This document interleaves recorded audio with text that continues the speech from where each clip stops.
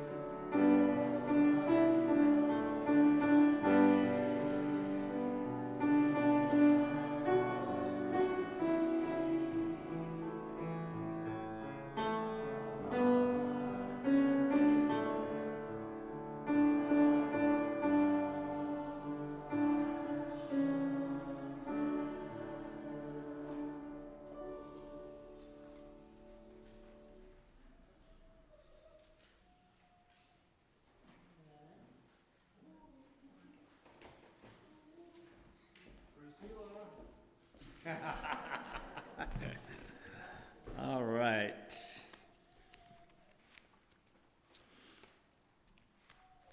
I believe this is the fourth Sunday.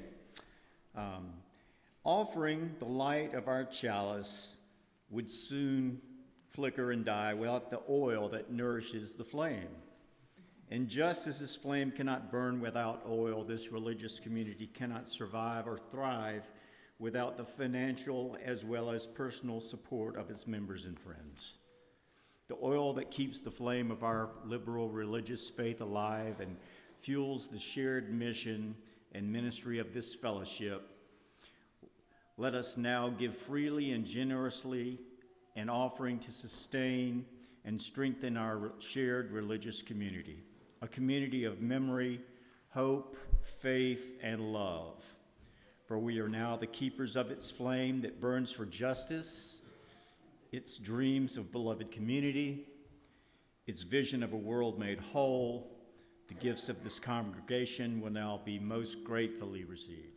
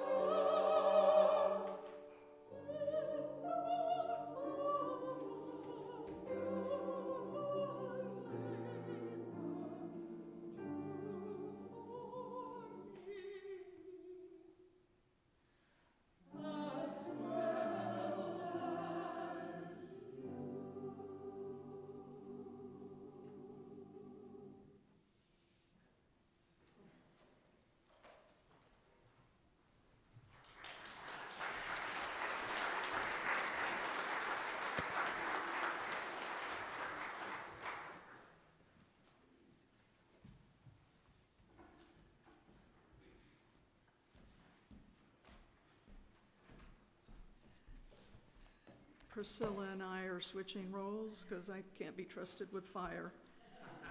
So I'm going to read the joys and concerns. It is our custom in this fellowship to share the joys and the sorrows that shape our lives, honoring each one with the lighting of a candle. We recognize that life is not always easy and that we all have moments of celebration and struggle. We believe that by sharing these experiences with one another, we can celebrate with, support, and uplift each other as we navigate the significant events of our lives.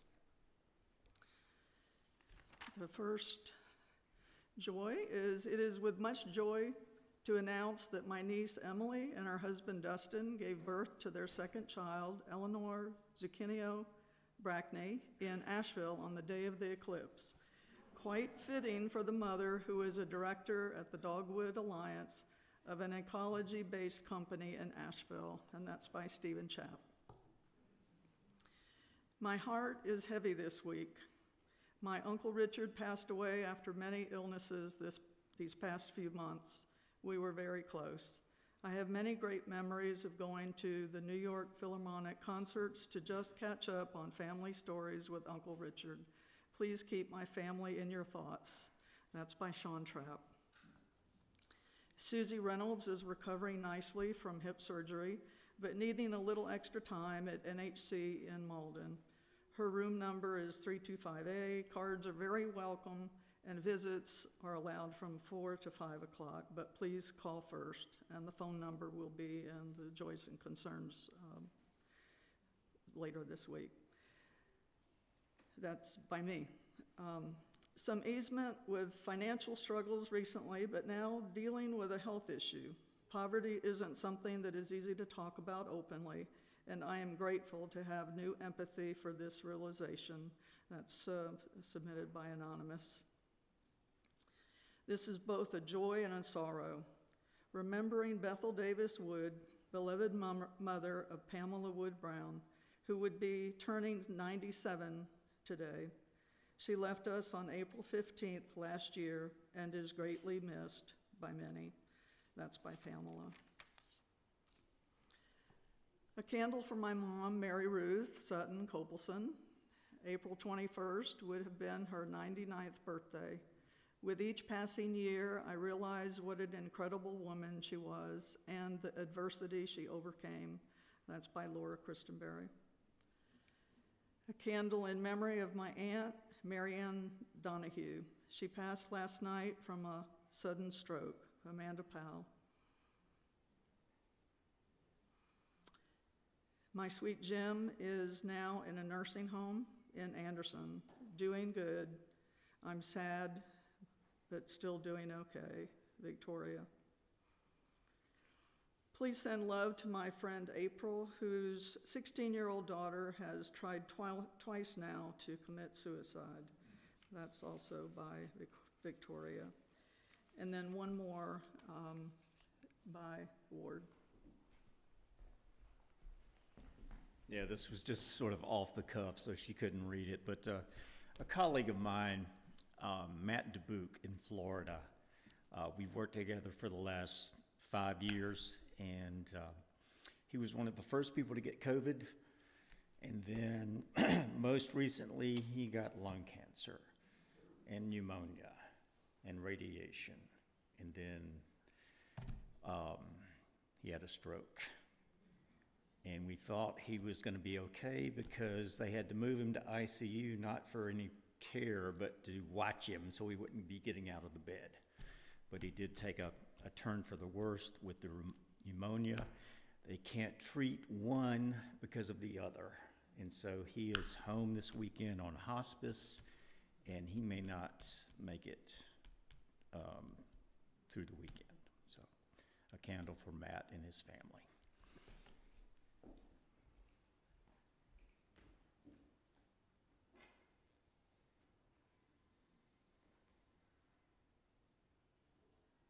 And I will light one final candle for all the joys and sorrows not spoken, but those that remain in our hearts.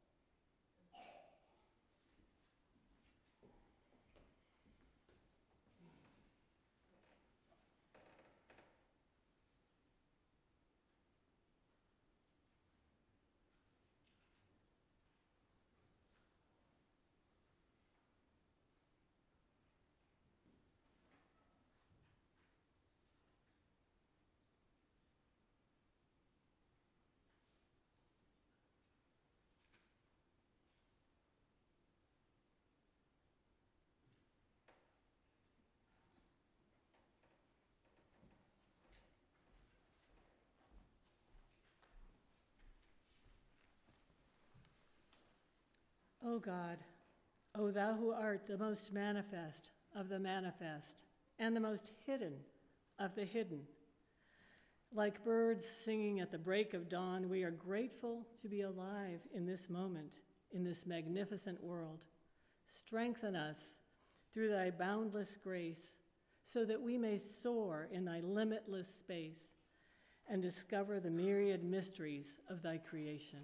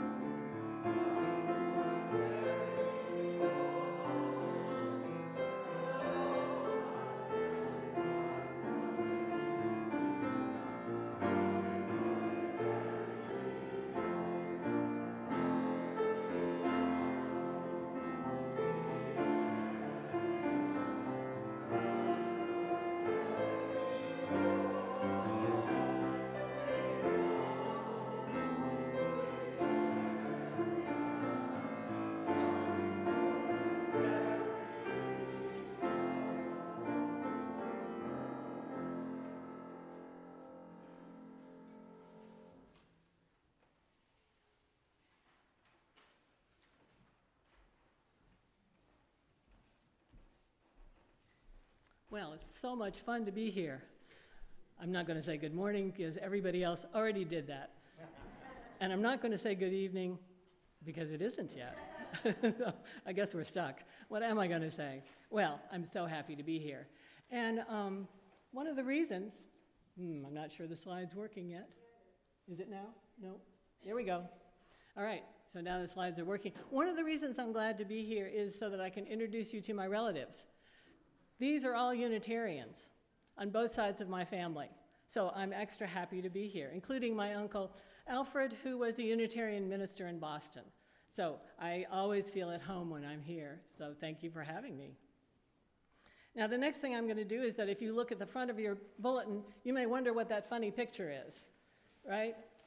And if you count, you see that there are sort of 9 parts to it. So some of you will have guessed by now what it is, but for the rest of you, I will say, well, it's a drone view of this, which is the Baha'i House of Worship in Wilmette, Illinois.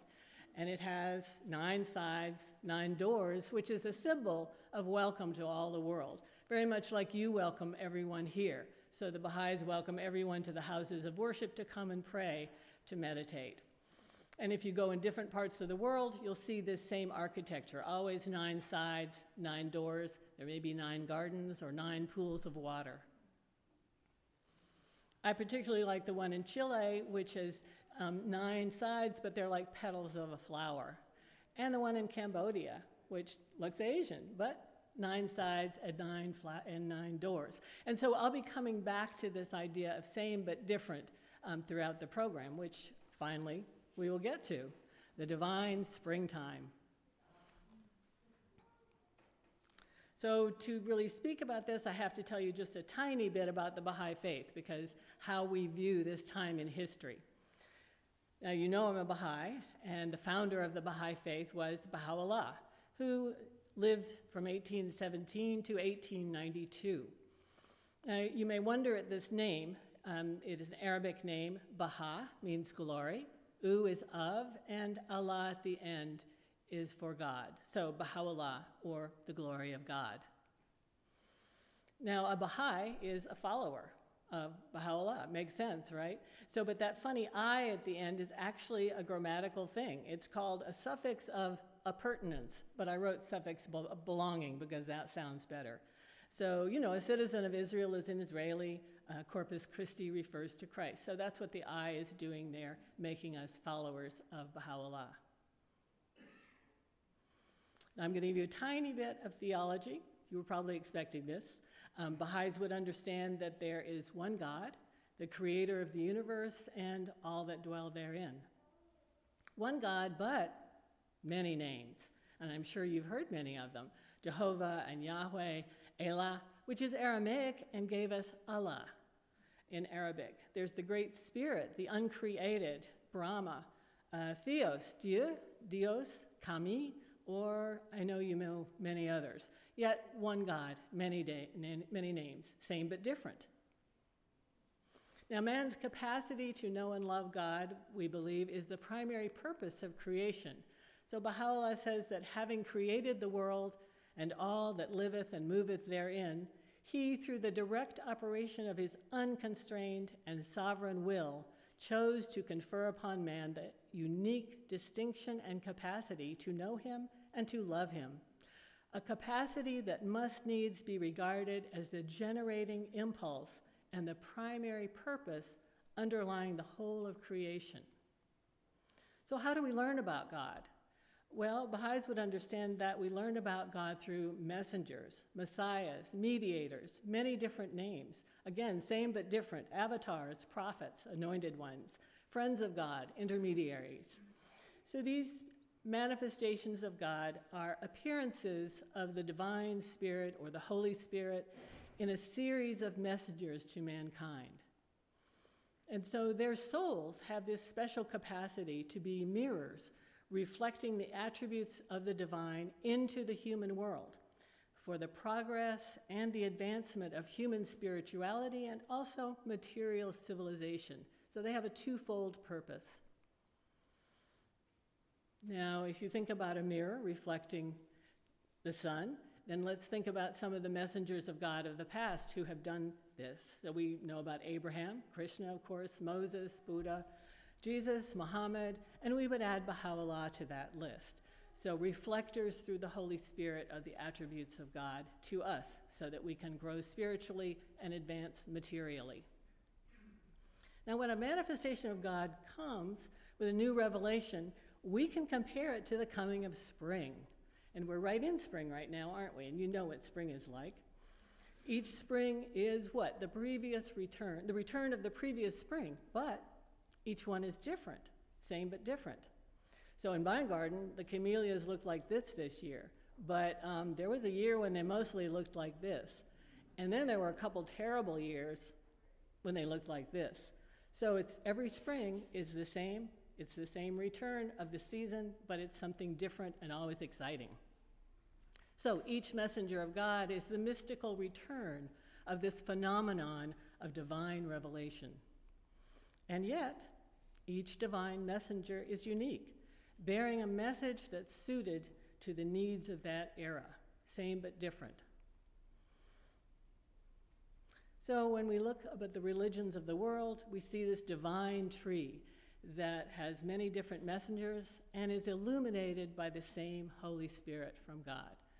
So it's a wonderful image, this idea that mankind is constantly being given new information from God about how we should conduct our lives and how we can advance spiritually. So, are we currently experiencing divine springtime? Well, you know I'm going to say yes. Yeah, okay. I'm glad you know that. So yes, Baha'is would believe that a new divine springtime began in the 1800s. So I could give a big lecture now on history. Lucky for you, I'm not going to.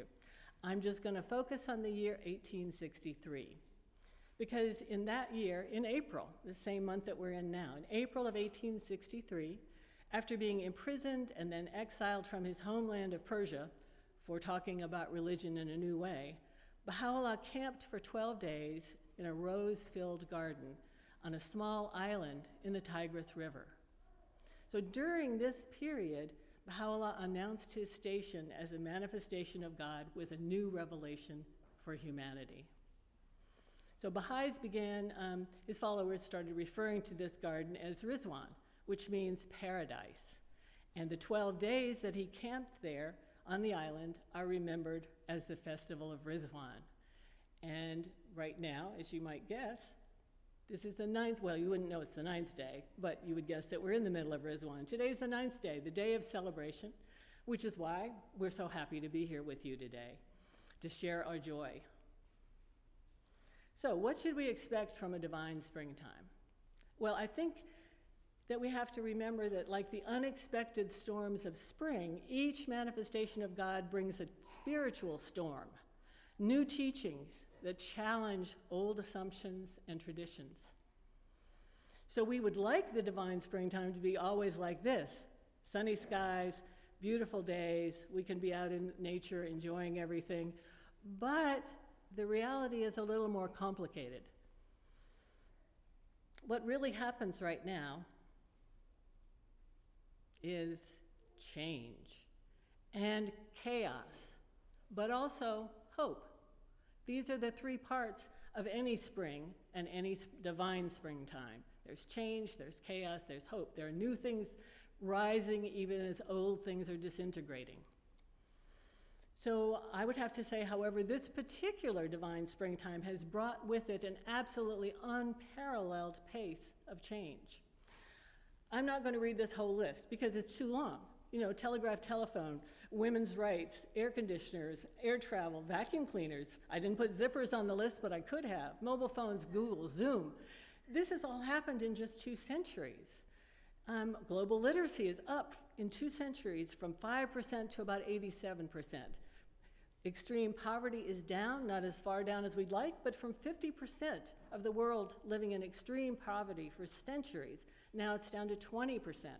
Child mortality has also fallen dramatically. Still not as low as we'd like, but it's changing. And dying, this is important for women, dying from a complication of childbirth has gone from 1 in 4 women, I'd be dead early on.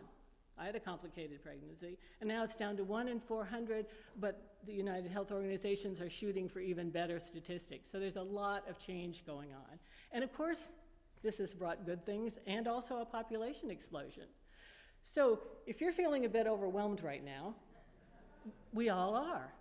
This is an amazing time to be living in. Plus, we're teenagers. You know what teenagers are like. They're wonderful, and they're also a bit crazy. Now, what do I mean by we're teenagers? Well, Baha'u'llah explains that the past, those millennia of human evolution, both spiritually and physically, they've been the long ages of infancy and childhood. And that right now, humanity is experiencing the commotions that are invariably associated with the most turbulent stage of its evolution, the stage of adolescence, when the impetuosity of youth and its vehemence reach their climax. So if we look at the world right now as a teenager trying to grow up and do this and do that, it makes a lot more sense, doesn't it? So what we wonder, of course, is how long? How long is chaos and confusion to reign amongst men? Just how long will discord agitate the face of society? Well, I don't have the full answer. What I have is the hope part. Because Baha'u'llah has given a number of promises about what mankind will, how we will finally mature out of this stage of adolescence. He says that the age has dawned when human fellowship will become a reality.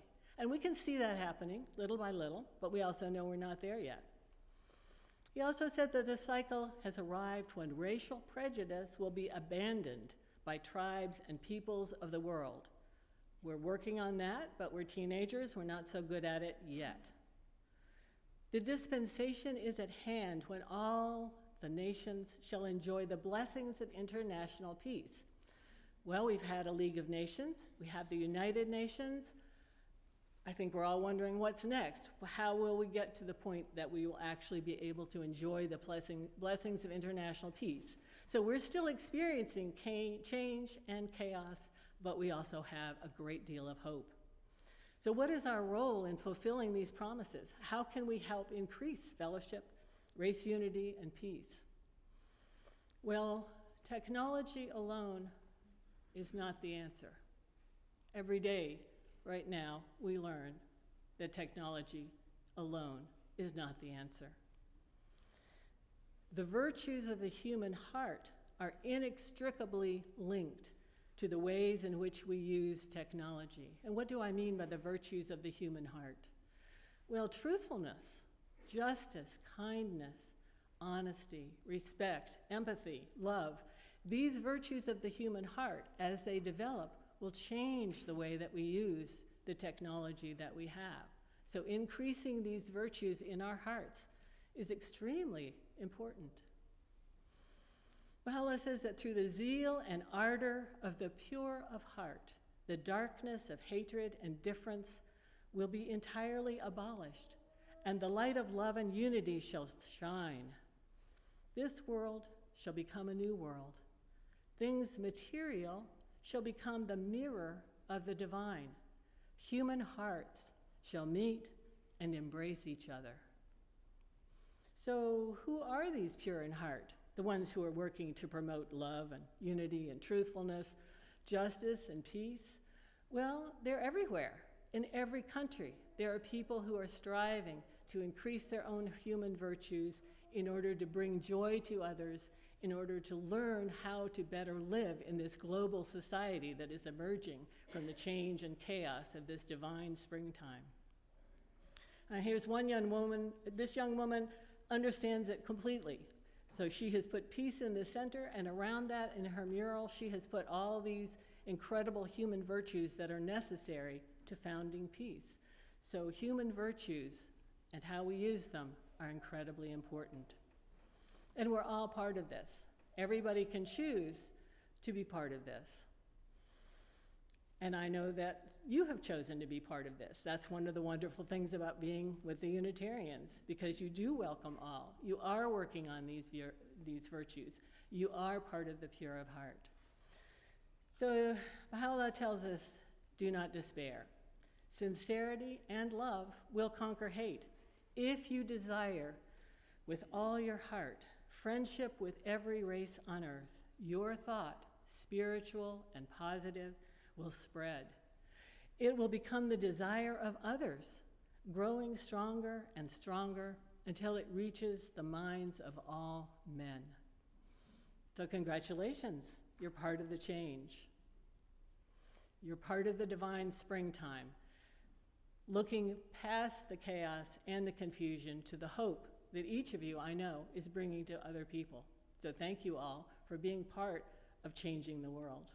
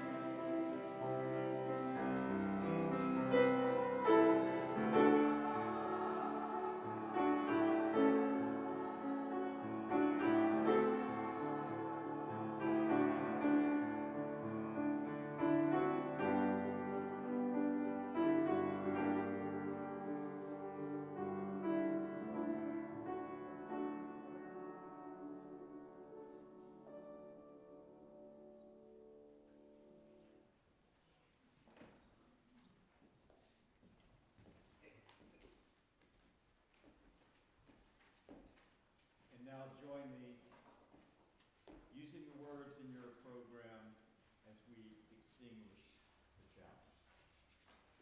We extinguish this flame, but not the light of truth, the warmth of community, or the fire of commitment. These we carry in our hearts until we are together again.